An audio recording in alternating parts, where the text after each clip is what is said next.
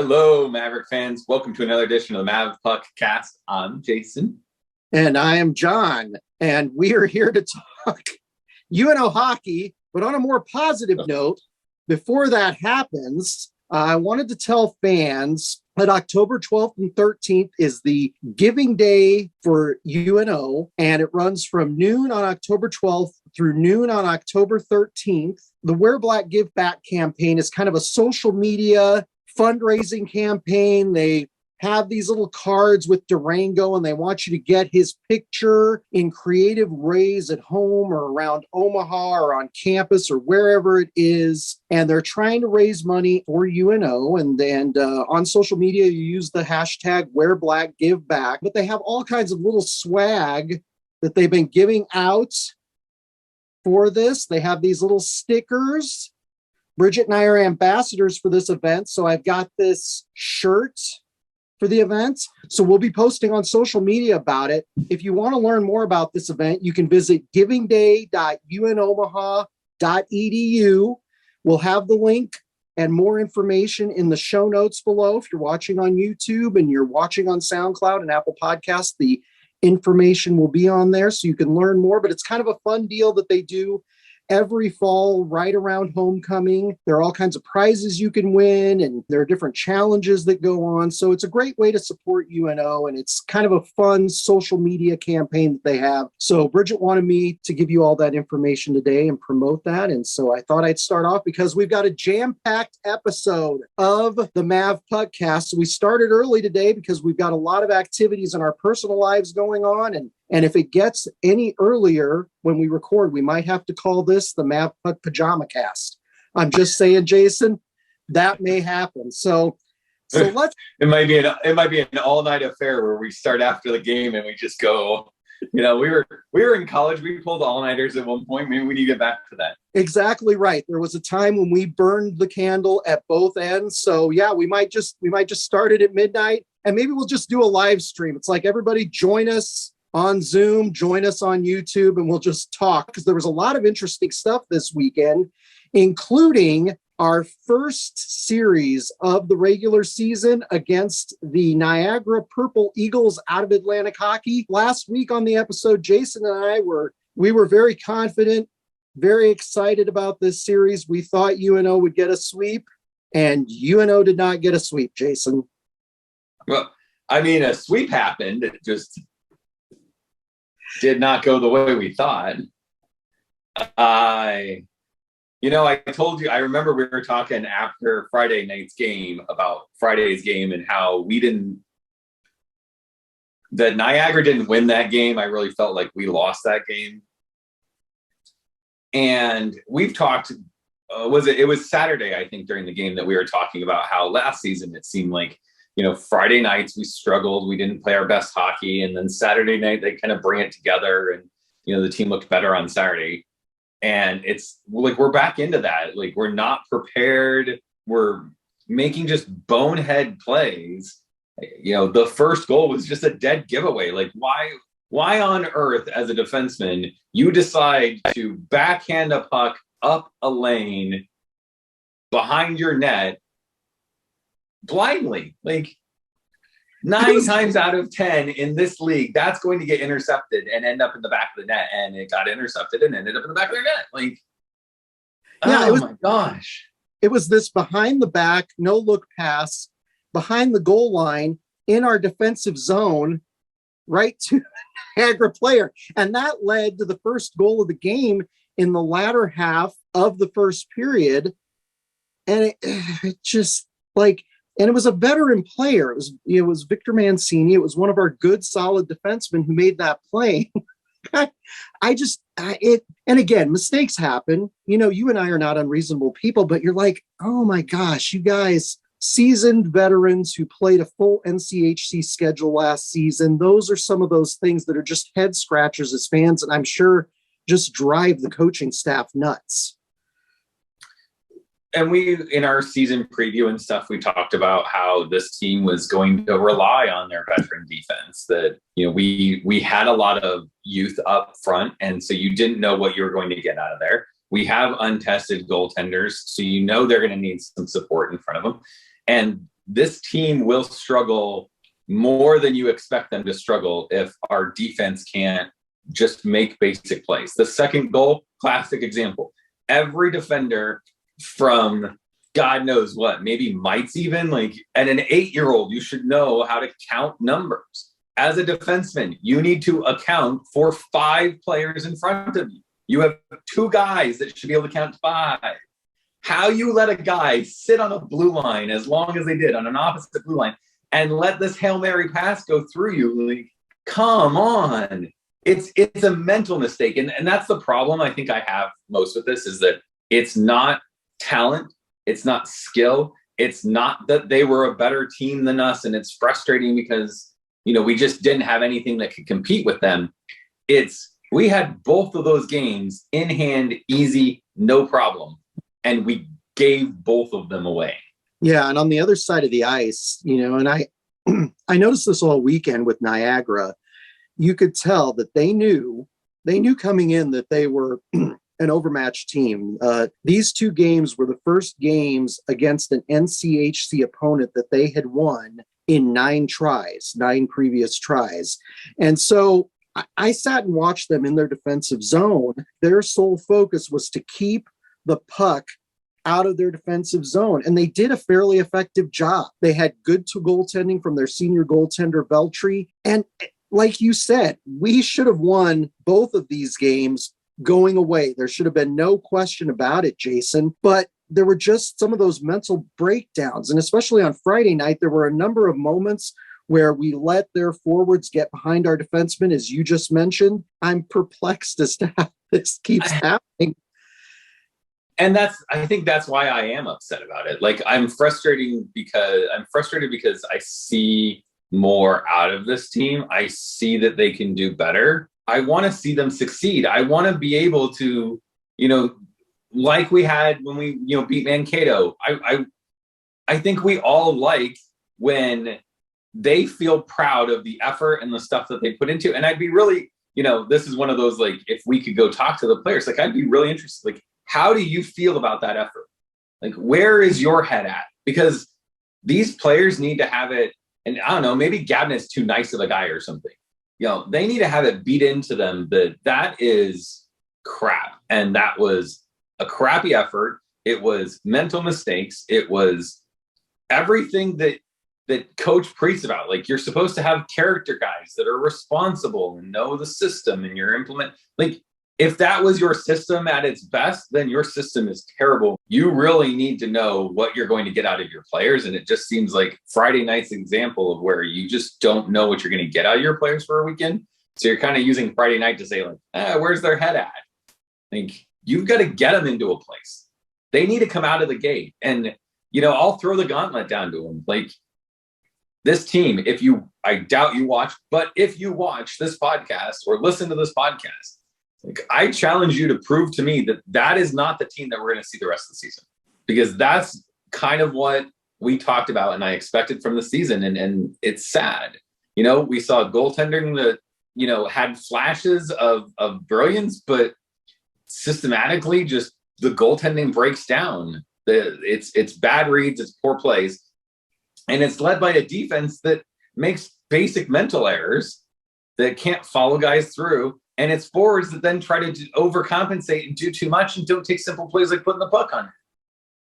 They don't let plays develop. There were so many times we were in the zone and we take the low percentage shot instead of moving to areas of space and letting a play develop, letting something move. And that's why Weiss's line was so effective, is you've got a 5th-year senior who knows how to play, who knows that he can go in, skate, find space, and let his forwards catch up. And when they catch up, that's where they're going to be.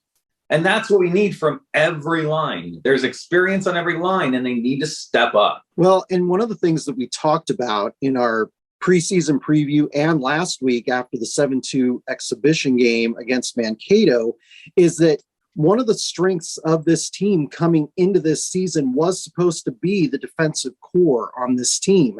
And you look at veteran players like Johnny Tyconic and Kirby Proctor. You look at talented newcomers like Joaquin LeMay and Jacob Gavin. This was supposed to be one of the strengths. This was not going to be a UNO team that was going to outgun opponents 6-4 throughout the season. This was not a throwback to Dean Blaze's racehorse hockey days where goaltending and defense were kind of an afterthought. Both of the games were 4-3 games against a team that has 12 newcomers on the roster themselves. Like us, they've got a lot of new players too, but it's the team identity. We talked about this on an episode last season when they were struggling. We were like, what is this team? What do they want to be? What is their identity? And that's how I felt after this weekend. And I thought on Saturday night, Jason, that they were going to turn it around like they did last season. Last season, they struggled on Fridays, but they seemed to put things together on Saturday. But Saturday again was one of those nights where it looked like they were going to win. It looked like they were going to roll. And ultimately we gave up that game in the latter half. And it's another mental error. It was a lost player cutting across the net front that you follow him through. You have to be in a position to make a play on his stick so that he can't pick up that rebound. Your goaltender did what you expected him to. He stopped the long shot. He kept the rebound close so that he'd have the ability to find it. And because our defense wasn't there to challenge their skater in front of the net, their skater got the puck instead of us. Like, it's what your defense is for. Put them there. I'm sorry. Like, I'm going off on this rant, but it's frustrating because I know this team can be better than that. And I don't for a second think that anyone in this club thinks that was their best effort. And it irks me as a guy who's coached before. Like, it frustrates me when you have this mindset that I'm not going to put forth my best effort. Yeah, exactly right. And they've got to play the complete performance, the full 60 minutes. We've also talked about the light non-conference schedule that they've had the last couple of years, the weaker teams that they've played. And the idea was, well, with a younger team and early on and with the strength of the NCHC, you can play a weaker schedule and rack up some wins. But when you get swept by Niagara, it's going to make things much, much harder down the stretch. I would almost rather that had been against a Minnesota team where we'd end up losing both games, 7-1 or something. It's frustrating. The thing is that all this stuff that we're talking about are things that can be fixed. The problem is that they're things that are not simple fixes. It's not like, our system broke down against them and we need to change our system. You don't need to go through, wholesale massive changes. These guys need to practice better. They need to expect nothing less than perfection. They need to be pushed. They need to be held accountable. I'm sorry, but you should have a team meeting, and I want to see the guys step up and say, I messed that up. This is my bad. I'm going to be better. And I'd argue, like, we haven't done our players of the games. I don't know, 20 of those guys probably need to stand up and say, I can do better. Part of that was my fault. It's about execution and it's about consistency. I know this sounds like such a generic statement, but it really is about playing the full 60 minutes, because here's the thing. Niagara just hung around and they stayed in there. They didn't get down when they were down. They didn't get rattled, and they ended up pulling it out in the end. They just waited for us to make mistakes.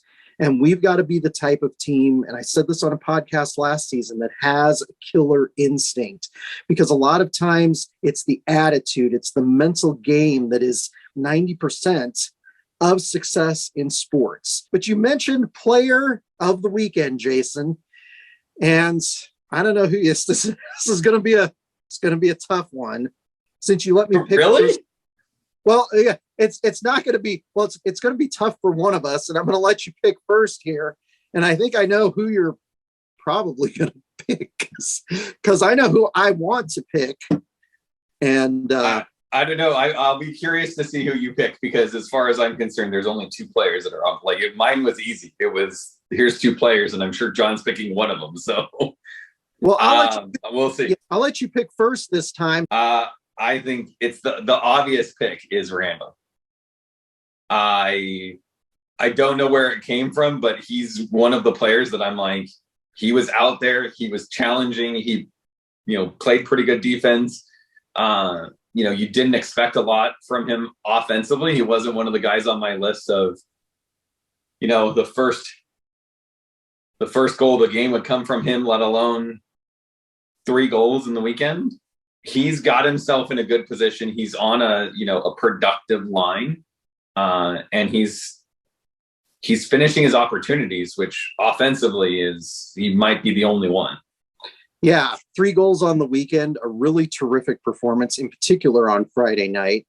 And it's nice to see him step up. A player who originally had been on the Michigan Wolverine roster and sat out for a year and played for the Omaha Lancers and then ended up at UNO. And he had a nice performance this weekend. I'm going to try to be a little unique because it would be very easy to pick Tyler Weiss. Was that who you were thinking I was going to pick, Jason? Yeah, I was. Well, actually, I was thinking you were going to go first, so you could pick Jack Randall. So you'd force me to pick Weiss again, so that everyone in the comments could go all batshit crazy on me again. But I'm sorry. Watch that game and tell me he's not one of the 2 best players. He absolutely was one of the 2 best players on the weekend, and that's really what we expect from him. And that's why I didn't go first, because I'm like, otherwise Jason's going to talk about Tyler again, and he's going to be like, Tyler's hair was nicely parted during the weekend and that kind of stuff when he had his helmet off on the bench or something like that. But I think I'm going to go with a guy that I noticed a lot on Saturday night, and that's Brock Bremer, one of our good forwards that we've enjoyed the last few years. He gets that goal early in the third, and at that point, I think UNO is going to start rolling. Ultimately, they didn't do it, but Brock Bremer was a guy who seemed to have a lot of energy, a lot of fight in him. For a small guy, he plays really, really well, and he plays a good, solid physical game. I'm going to go with Bremer. I could have gone with Weiss. That would have been the obvious pick after Randall, but we're probably going to pick him a lot this season. So I think I'll go with Brock Bremer. He's my nephew Blaze's favorite player by far. So that's who I'm going to go with. It's a good pick. His game Saturday was way better than his game Friday. And if he can put together a Friday night effort like he had Saturday, that's going to go a long way in helping this team kind of get back to their winning ways. All we could win was an exhibition. But if they're going to win, it's going to take guys like that step up and perform. Absolutely right. So hopefully things will be rectified next week, Jason, because I certainly don't want to have to talk about another series like this. So, turning to a new segment, credit to Jason who named this segment. We are titling this segment Things You Missed at Baxter Arena, because there were a lot of new, interesting things that happened during the game, and we knew that we were going to have to talk about them, almost like UNO was just serving us up some interesting content to talk about for this week's podcast, Jason. They're baiting us. I know, they're just baiting us now, and we're happy to take the bait, Jason. So we had a number of new in-game things that went on, promotions, kind of festive things. I'll start it off on Friday night. We had Ryan Duncan, and I don't know if he's a student or not. I don't know if he's part of the hockey pep band, but Ryan Duncan was out there at center ice playing the national anthem with the electric guitar. I thought it sounded great. What did you think of the electric guitar? Normally we have kind of the same 2 guys singing the national anthem all the time. What did you think about the electric guitar? I liked it. It was unique. It was different. I know, it's always a challenge when your usual guys can't come and do that. I know that some programs have that guy that's always their national anthem singer, or that gal. There's just always the same thing every week, and there's some things to be said for that. I like that they changed it up a little bit, and they said, hey, we have an opportunity not just to go, grab some local singer and give her an opportunity, or fill the space with some random person, but they went out and said, hey, let's do something different. And did a great job with it. It was a little unique seeing it, the speaker sit out there, and I'm like, what the heck is this gonna be? So I'm thinking that it was something homecoming related, but no, it was a little Jimi Hendrix throwback. It's kind of nice. Yeah, I thought it was great. I remember down when they played at the CenturyLink Center, I remember they had a woman who played the electric violin for the national anthem, and it was pretty fantastic. And she only performed once, and I kind of wish she had been back again at some point, because those things are kind of fun and kind of neat. So I enjoyed the electric guitar. Like you, when I saw the speaker come out, I'm like, what are they doing? So that was a new little wrinkle that you might have missed at Baxter Arena if you were out in the concourse or you didn't come to the games. So hopefully we'll see Ryan Duncan again in the future. Our next thing that you might have missed at Baxter Arena was Durango during the first intermission both nights playing the horn to the Timmy Trumpet song Narco. I was not familiar with this sports event tradition that has apparently cropped up. Mascots around the Major League Baseball, college sports, even the NHL, they pretend to play a horn to this song. And I guess this started with the New York Mets.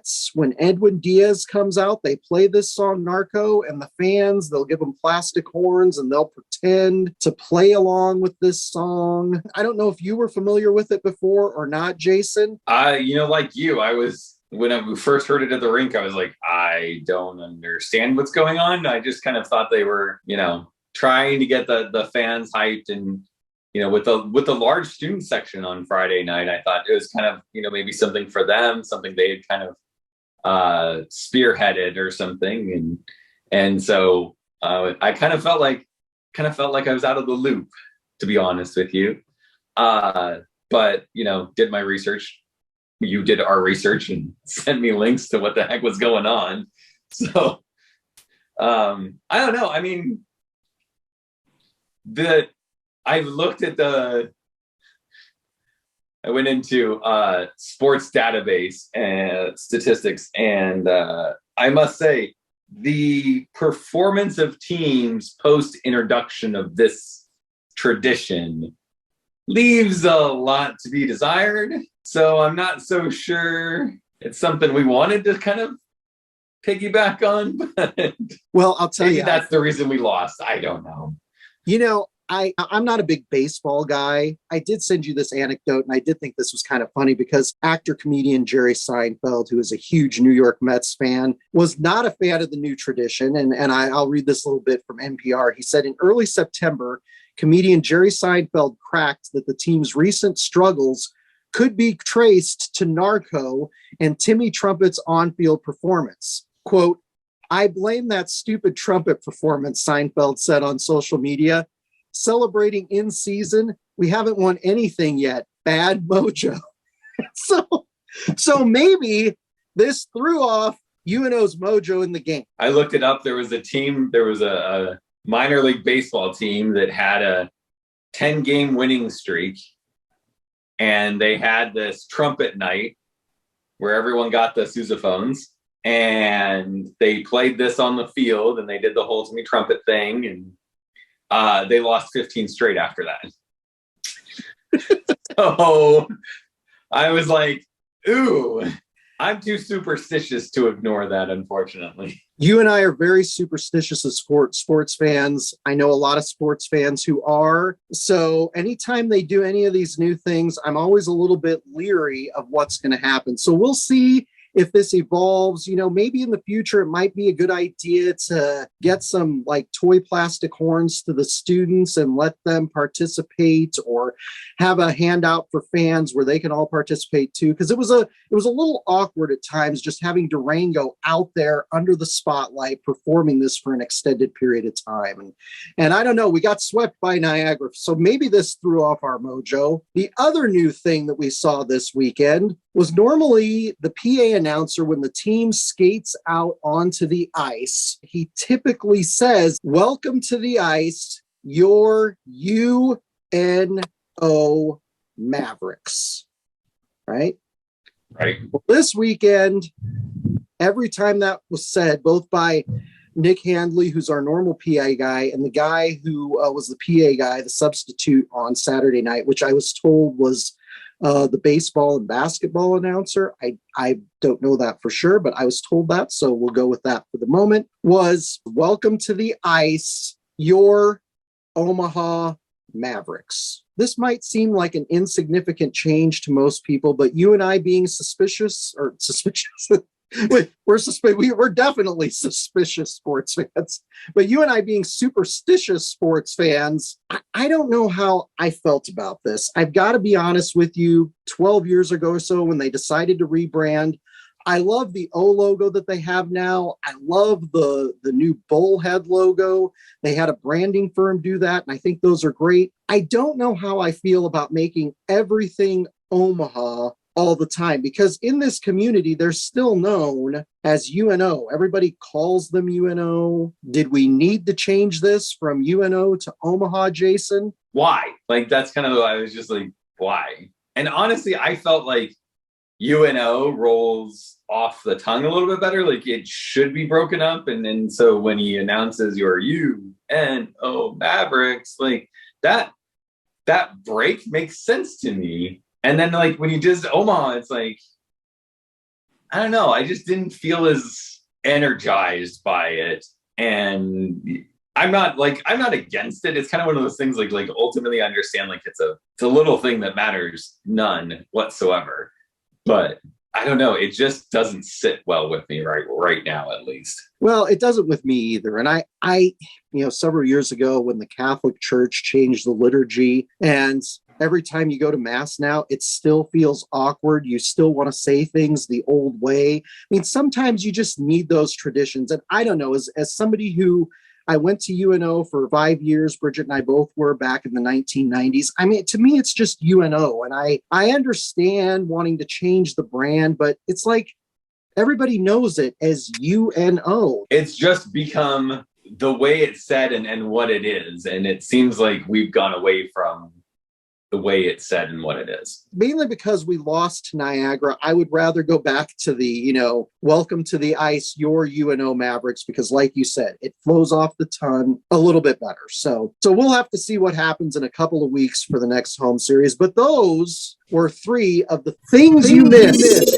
at Baxter Arena. So our next topic, we want to talk about some of the other festivities in a jam-packed weekend. And the UNO Alumni Association had 2 events. They had a Friday tailgate in Lot 27 next to Baxter Arena from 4 to 7 p.m. And then Saturday nights, they had the Family Festival, which they did last year. It's a great event at Maverick Park, Tal Anderson Field, the baseball softball complex across the creek from Baxter Arena. And both of those events had swag. They had some giveaways. They had food for fans. They had hot dogs and hamburgers on Friday night, and they had hot dogs and chips and M&Ms on Saturday night, and fun activities for the families. They had some games, etc. Always a nice deal. I kind of wish that they could spread these out throughout the year, but UNO does not have an indoor facility attached to the arena, so it's harder to do events during the year. So what did you think of both of these events, Jason?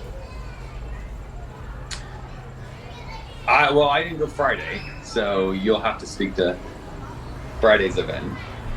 But I love that we've done the alumni stuff before. I love that they get the community involved, and it's not, an exclusive kind of thing, but there are some advantages still to being alumni. You get, some special things and stuff. So I like that model of, making sure that you're inclusive in the community, but also giving some, you're special because you've graduated from here or gone here or whatever.